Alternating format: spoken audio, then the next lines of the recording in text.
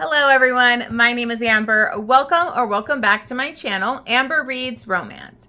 Today I am going to be going over my weekly wrap up for April 14th through the 20th. This has been a great week. I have two amazing books that are big standouts to talk about. One is a 6-star read and the other one hasn't quite come out yet. So I can't say too much, but I'm excited to dive into my weekly reads. I haven't had a 6-star for a while. I don't think I had one last month. So I was very happy with this week. So let's just go ahead and dive into my weekly reads.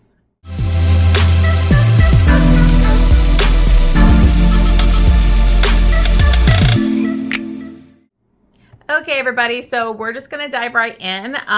If you are new to my channel or you haven't subscribed yet, please make sure to subscribe to my channel, and I would appreciate a like or any comments you want to give me down below. I always love hearing from you guys. So let's go ahead and dive in. So the first book that I read was Silent Lies by Neva Altaj. And this is the 8th book in the Perfectly Imperfect series. I think I'm almost caught up. I can't remember if there's 9 books right now or not, but I'm trying to catch up to where we're currently at. I absolutely love this series. I think it's a really good mafia series to try if you haven't read a lot of mafia. I don't know, they're very easygoing, kind of sweet, but still have mafia in them. Anyways. So this one is between Drago and Sienna. Sienna was actually the twin sister of, I think you say her name, Azia. I can't remember if I'm saying that right because she does have pronunciations on the correct way to say them at the beginning of the book. But Azia had been kidnapped and kind of put into sex trafficking, and so Sienna feels like a lot of guilt about what happened to her sister. Also, the death of her parents, she feels like very responsible, even though it wasn't really her fault. She was a kid, you know. It's just she has a lot of hang-ups. So she is actually kind of a very depressed, sad person, but she puts on a fake show of being this positive, dresses really bright clothes and bubbly kind of personality. And she is actually called into the Don's office, and he basically says, you know, you're kind of with your brother needs to get married soon, your sister is already married. So he basically sets her up for an arranged marriage with Drago because he also knows she's really good with languages, and he wants her to learn that language and basically be a spy for him. So she's going into this arranged marriage, but also a spy for her Don. So she's kind of like, what am I going to do? It is what it is. So they have this arranged marriage, and he actually met her the first time at his club. He has a dance club and everything, and he was intrigued by her right away. And the thing with Drago is he could see behind the mask she puts on, and that she was trying to come off like ditzy and fun and happy, and he could see there was a lot more going on in her eyes. Drago actually has a hearing disability. I believe it is called, let me see here, high frequency hearing loss. So he can't really hear sounds that have a higher frequency. A lot of women, if there's too many noises, he can't hear things. He can hear some things at a lower register. And I thought that was really interesting. So there was some good disability rep in here. All these books have really great disability representation. He can actually read lips though, so that really helps him. But nobody can really know this because it would be seen as a weakness, something they can go after if anybody in rivaling mafia families knew about that. So basically they kind of have this arranged marriage. She's also supposed to be spying on him, but she's doesn't really want to report a lot of things to the Don, so she's kind of giving him BS stuff, which I appreciated. I didn't want her spying on, our hero. He lost his family at a really young age, and that's when he got the hearing loss. And so he could kind of tell, he figured it out, that she was spying on him, basically. But what he doesn't expect is to really become possessive of her and really want to be around her. And so they start to really fall for each other. So I really liked this. I thought they had a great connection. I really liked both the characters. I just didn't connect to as much as other ones because I don't know. And the heroine was too stupid to live. And that can, so basically I gave this 4.5 stars. It could have been a 5-star, but the heroine at the end was just too stupid to live, and it was very irritating. So, you know, that situation where she doesn't really shoot guns and isn't really going to shoot a person, but when a gunfight goes down, instead of staying hidden where she's told to stay, she's going to go out with that gun and be part of this fight when she won't be productive in it. And then it's going to put her life in danger, or maybe his life in danger. It's just stupidity. Know your place, woman. Stay in the bathroom where they told you to stay if you're not going to be shooting anybody. Anyways, that just irritated me. So hopefully I didn't give anything away, but that frustrated me. But it's just such a small little part. The rest of the book was really well done. I love Neva Altaj's writing. So I gave that 4.5 stars and 3.5 chilies, and it was a good one. Hey guys, sorry, the angle may have changed or the lighting is different. I apologize. My phone just shut off in the middle of my filming and I didn't know, so I did the entire thing and only filmed one of my books. So I apologize, but let's keep going. So the next book that I read was Until Death Do Us Part by Adelaide Forrest. I finally finished this series, which is Beauty and Lies. This is the fourth and final book in that series. This is available, the whole series is available on Audible Plus. So if you're interested, check it out. I do have to say the first book I liked.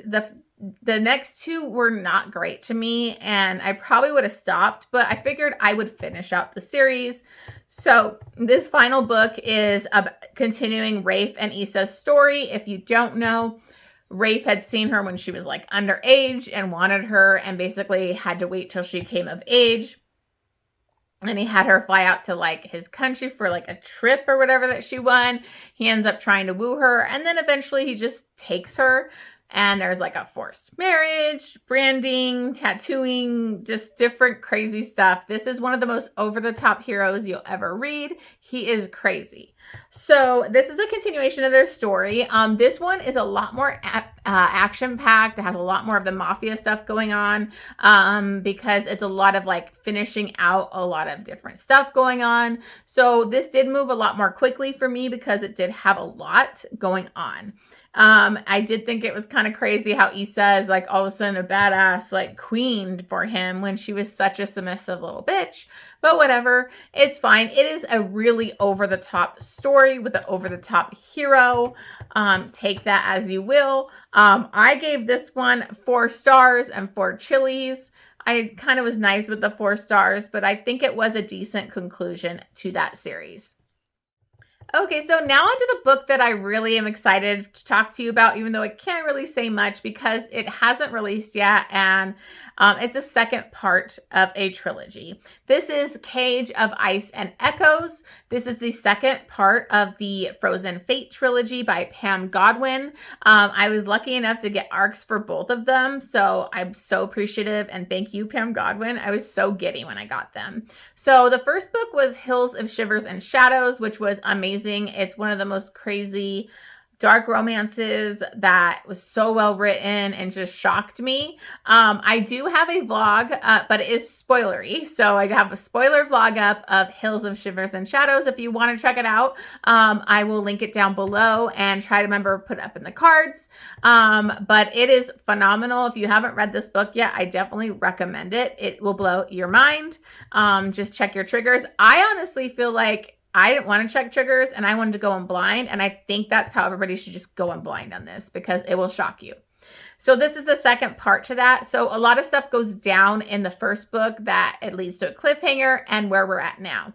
So this is a story of Frankie, and she was married, pregnant, and she was captured by Denver in the first book, and he takes her out to the Arctic in Alaska. So there's absolutely nobody for men, like hundreds of miles. There's nothing out there. And he takes her out there to live with him and his 3 sons.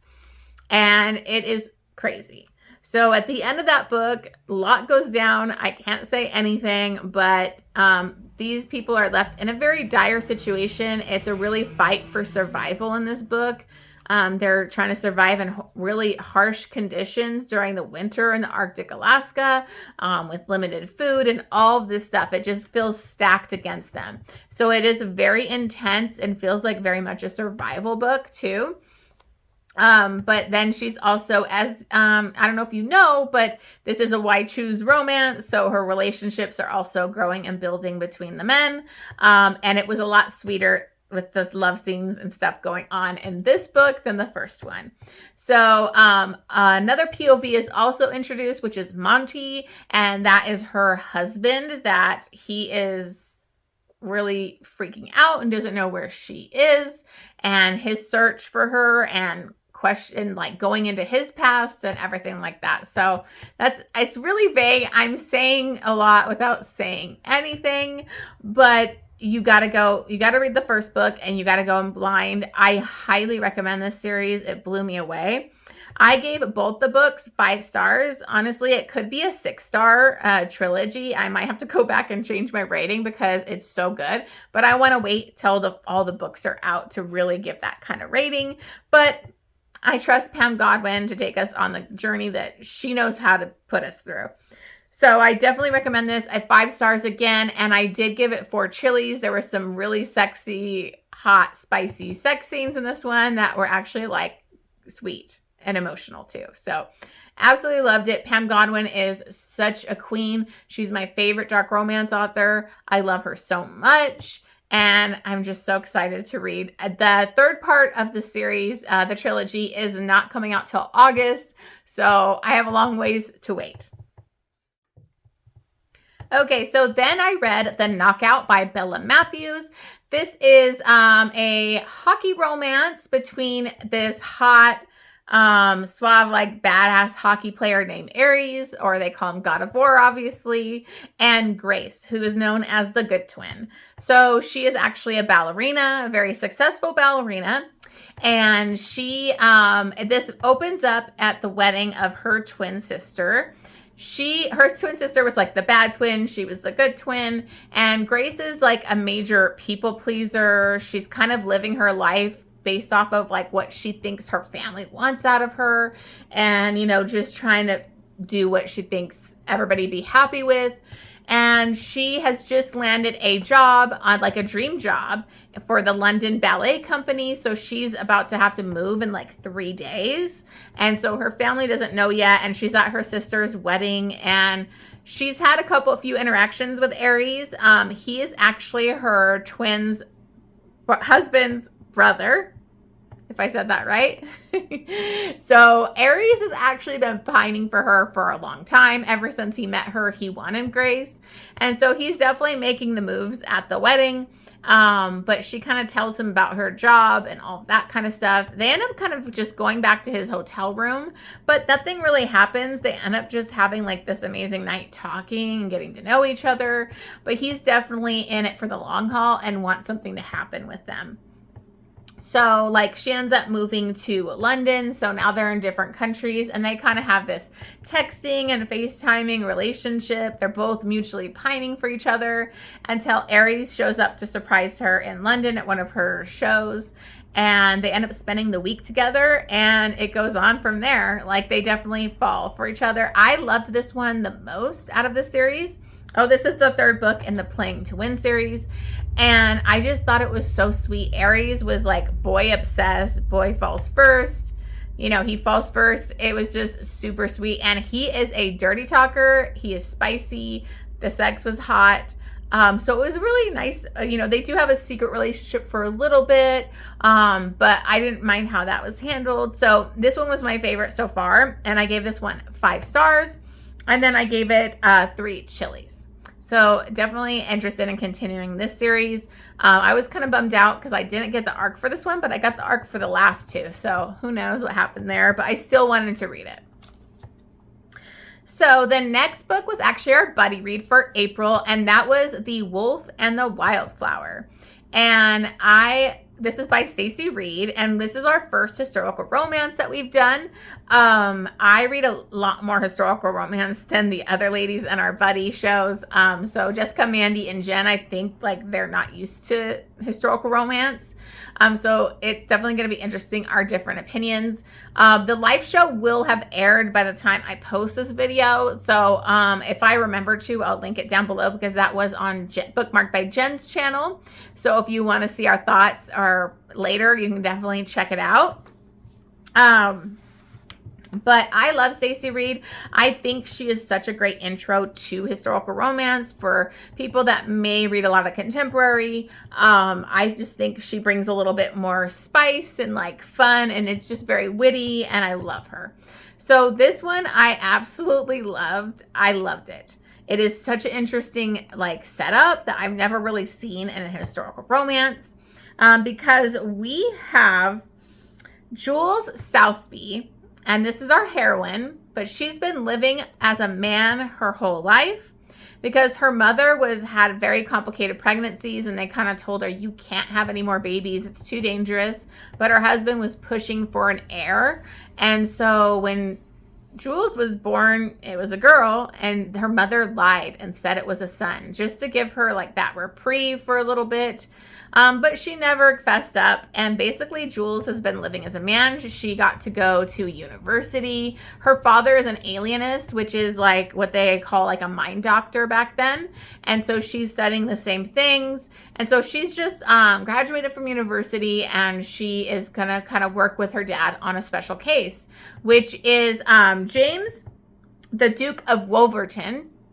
He was actually lost like out in the wilderness for like 10 years. I believe it was the Yukon, if I remember correctly. But he was basically forced to survive in really severe cold conditions. He like was with wolves at one point. So he's been through it, but he's been found, and he's the Duke. So his mother is worried that he's not going to be of sound mind for when the queen meets with him and everything, because he's the Duke. So he has a lot of responsibilities. So she invites them out there to kind of get to figure out if he's okay, what they can do, because he's completely changed. He's a different man than he was. I think he was lost like when he was 18. And so he kind of comes off a little shut off. He has had to really shut off his feelings and emotions living out in the wild just to survive. So he doesn't really feel connection to his family like he did before. And, you know, he meets Jules, and he had kind of a heightened sense of smell from when he was like stuck in like this cave or something for a long time where it was like super dark. So he can smell her. And he knows that she's a woman instantly. And so he decides, I will work with her. We can share secrets. I'll keep her secret, and we'll kind of work together. So they start to really build trust together, get to know each other, and fall for each other. And they decide to kind of have a little affair, you know, and she doesn't think anything can happen from this because she can't come out as a woman. She's been living as a man her whole life. That would be a huge scandal. And she also doesn't want to live like restricted like women back then do. I thought it was really fascinating part of the story about like thinking about how she got to live, like go to clubs, you know, drinking with guys, go gambling. They went to a brothel one night, you know, like she got to actually go to university and have education. When as a woman, you wouldn't have any of those opportunities. So that's something she doesn't really want to give up. So, it's just great. Like, I gotta tell you guys, I love this. I got so emotional during a couple parts once this guy starts to really open up and like the things he says to her. There's a letter he writes her. It was just so sweet. So I gave this one 6 stars, and I'm so excited that I finally have another 6-star. I think it's been like a month or something, but I'm so happy it's a Stacy Reid. And I actually bought this book, but it didn't come yet. I ordered it for like that Target sale, and it's still not here. So hopefully I'll get here soon and I'll have my physical copy. But I absolutely loved this. Such a unique setup. And I don't know, Stacy Reid always gets me emotional when I read her books. So again, this 6 stars, 3 chilies because it's pretty spicy. I love their sex scenes were really hot for historical romance. Okay, so then I read a really quick novella. This is an arc by Riviere, who I read The Apocalypse. I'm part of her arc team now, so I'm really excited. So this is a really quick novella. I think she even called it novelette because it's so short. But this is in the Apocalypse series 1.5, and the previous one, which was like the something of madness. I can't think of the name right now. I'm sorry. This takes us before that book, basically, to kind of show us what's going on with all these rivaling mafia families that were like in a war. And this goes into the Blackwell. So this is Blackwell blood. I don't know if I even said that yet. Sorry. And this shows Nina Blackwell. She's the matriarch. She's got her children and her grandchildren, and she runs this Blackwell empire. They're very rich and powerful, and she basically is kind of going at odds against the Italian mafia right now. And then there's these two crazy twin guys that are like psycho, but she's running this huge empire, and basically we get to see kind of the huge like massacre that happens with her family before the events of the second book in the Apocalypse series. So I thought this was really interesting, really well done. It's kind of hard to rate because it's such a short novella that like it's not a lot, but she packed a punch. Like with the amount of pages there was a lot of action, a lot of character development where we get to know Nina and her son. I believe his name is Aaron Blackwell. And so I did end up giving this 5 stars. Obviously, it's an arc, so I think that Riviere's writing is getting like better each time. And so I was intrigued, and it actually gave us more backstory because this is a completely like made up world that she's created that I really enjoy. So I gave this one 5 stars. It's like maybe a 2.5 chilies because it does have a pretty crazy blowjob scene in it, but that's it. Like there's not a lot of romance in this. Okay, so then I read When She Temps by Gabrielle Sands. This is the book 2 in the Fallen series. On our previous buddy read that was on my channel, we read When She Unravels, and I absolutely loved that one. I thought it was cool that it was set in Ibiza and it had such an interesting setup. This one is about Martina, and she is the sister to the hero from the first book. And she actually was kidnapped and was going to be tortured by the heroine's husband from that first book.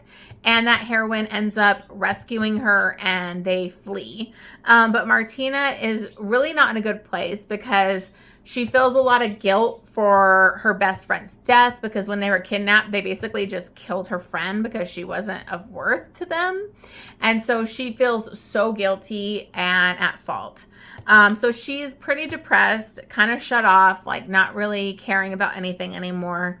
And her brother is actually set to go after the Don, who did plan part of this, because the Don is pretty effed up person, and he was part of his sister's kidnapping, and really her brother should be the ruler. He's meant to be with his family to be the Don. So with all that going on, he's trying to, mess with the Don's whole mafia empire and get people on his side. And he's worried his sister will get kidnapped again or something could happen to her. So he gets Gio to come out, and he is like an expert in security and IT and everything. And he has him come out to take her to a secluded place where nobody knows where they are. Gio actually takes her out to his this castello, and it is this big place that he lives with like a few people that help take care of the, castello and property and all of that. And so she's kind of like forced to get out of her funk because he takes away her phone, hides it, and tells her she needs to look for it and find it herself, because she's just sucked into her phone. She's depressed. And then she starts to learn self-defense from him, and they just have like a really big attraction for each other. And he's trying not to go there because there is an age gap. She's about 19. He's in his 30s. And he also knows like her brother is going to be the Don. He's going to want like a better match for her for like, mafia reasons, arranged marriages. And he comes from nothing. So there's a lot of things that he thinks they couldn't work. But she keeps tempting him, as the title says, and they end up in a sexual relationship and start falling for each other. But obviously all these outside things are going on with the mafia. So I will say the bad guy or reveal kind of thing that happened in this book, I saw coming a mile away, but that's fine. The one thing that I had is it felt so slow. Like the first half of this book, like just dragged for me, and it might've been a me problem, but I just wasn't connecting to it. I didn't really connect to the heroine like I did in the first book. So I didn't fully get invested in this one. So I did love Geo. He's a good dirty talker. It's some spicy good sex. It just wasn't good as the first one. So I ended up giving this one 4 stars and 3.5 chilies, but I will definitely be continuing because I really want to get to the next book, which is the heroine from the first book's like sister. So can't wait to get to that.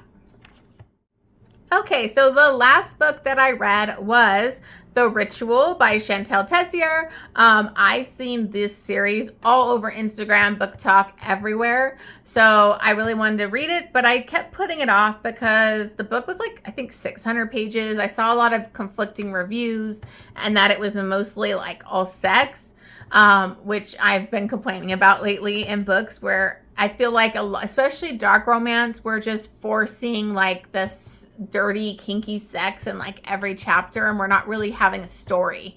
So I was worried about it. So I actually just bought the audiobook for it, and I think I liked it a lot more than maybe I would have if I physically read it, because I was able to read it at fast speed, and this had duet narration, which I love. Aiden Snow was the male narrator. And so I really enjoyed the audiobook. Ugh. Anyways.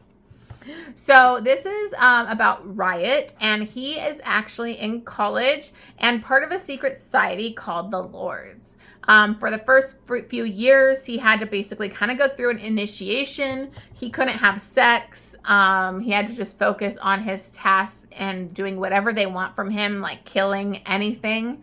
And then now he's a lord, and he gets to pick a chosen, which he gets to pick a girl, and she'll be his for like the year to do whatever he wants with. So Blakely is actually the girlfriend of another lord, Matt, and he and Riot kind of had a falling out because something went really bad on one of their missions, and so they kind of hate each other. She has never had sex with Matt because they weren't allowed to, obviously, but she kind of didn't even really know that. She just knew he was part of the Lords, but it's very secret society. Riot gets called in to the higher ups, and they tell him that he needs to pick Blakely for his chosen. And so he kind of has to do it. So he basically kind of manipulates her in situations and puts himself in her path so that she will kind of end up at this party and start noticing him too. And he basically, she runs into Matt at this party, and he has like a girlfriend with him there. And so she realizes he's been like cheating on her this entire time, and she kind of has this arranged marriage set up with him, with her mother and father and stuff, and so she doesn't want to do that, but Matt's saying they're going to get married no matter what. So there's so much going on with this. It's over the top plot going on, but she ends up she's deciding to go with Riot since Matt had cheated on her. He's kind of doing it to get back at Matt and fuck with him. But he's also really into Blakely. He kind of stalks her a little bit, gets involved in her life, is super possessive, and she becomes his chosen. And so there is a lot of secret society stuff going on, a lot of big reveals and things going on with the parents. So it's a crazy over-the-top plot. There's a lot going on in it plot-wise, so I don't think it was boring in any way or just only sex, but there is a lot of sex in this book. So just to name some of the kinks, we got somnophilia. He likes to drug her and do stuff to her quite a bit. Breath play, snowballing. If anybody knows any other books with snowballing in it, let me know, because I might want to do a video of that. I don't know. I think it could be fun to do one of those videos. We'll see. Breeding. There's some birth control tampering, consensual non-consent, dubcon, and on and on. So it is a spicy good time. There's a lot going on in this book. So I enjoyed it. It didn't blow me away. I don't know if it's worth the hype that it gets, but a lot of those books aren't. But I do think it is really good. If you want a spicy book, this is the book. It has a lot of kinky, spicy good times. I liked Reid a lot. He's a very dominant, possessive alpha hero.